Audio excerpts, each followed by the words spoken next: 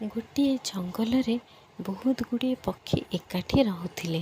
ସେ ପକ୍ଷୀମାନଙ୍କ ମଧ୍ୟରେ ଗୋଟେ ଛୋଟ କୁନି ପକ୍ଷୀଟିଏ ଥିଲା। ତାହାର ନାଁ ଟିକିଲି ଥିଲା। ତାକୁ ସମସ୍ତେ ସ୍ନେହରେ ଟିକିଲି ବୋଲି ଡାକୁଥିଲେ।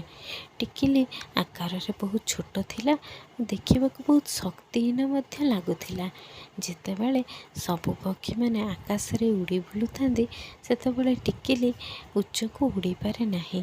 କିନ୍ତୁ ତା ମନରେ ବହୁତ ବଡ଼ ସ୍ୱପ୍ନ ଥିଲା କି ସେ ଆକାଶରେ ଉଡ଼ିବ, ତା ସ୍ୱପ୍ନକୁ ସାକାର କରିବ। ଗୋଟିଏ ଦିନର କଥା, ବହୁତ ଜୋର ଝଡ଼ ଆସିଲା। ଝଡ଼ ବର୍ଷା ପବନରେ ସବୁ ପକ୍ଷୀମାନେ ଡାଳରେ ଲୁଚିଗଲେ। କିନ୍ତୁ ଟିକିଲି ତା ସ୍ୱପ୍ନକୁ ପୂରଣ କରିବାକୁ ଉଚ୍ଚ ଆକାଶକୁ ଉଡ଼ିଗଲା। ତାହାର ଉଡ଼ିବା ଦେଖି ଅନ୍ୟ ପକ୍ଷୀମାନେ ସମସ୍ତେ ଆଶ୍ଚର୍ଯ୍ୟ ହୋଇଗଲେ। ଏଥିରୁ ଆମେ ଜାଣିଲେ କି ଆକାର କେତେ ଛୋଟ ହେଲେ କାହିଁକି ନା ସ୍ୱପ୍ନ ବଡ଼ ଥିଲେ ଓ ଚେଷ୍ଟା କଲେ ନିଶ୍ଚୟ ସଫଳତାର ସ୍ୱାଦ ଚାଖିପାରିବା।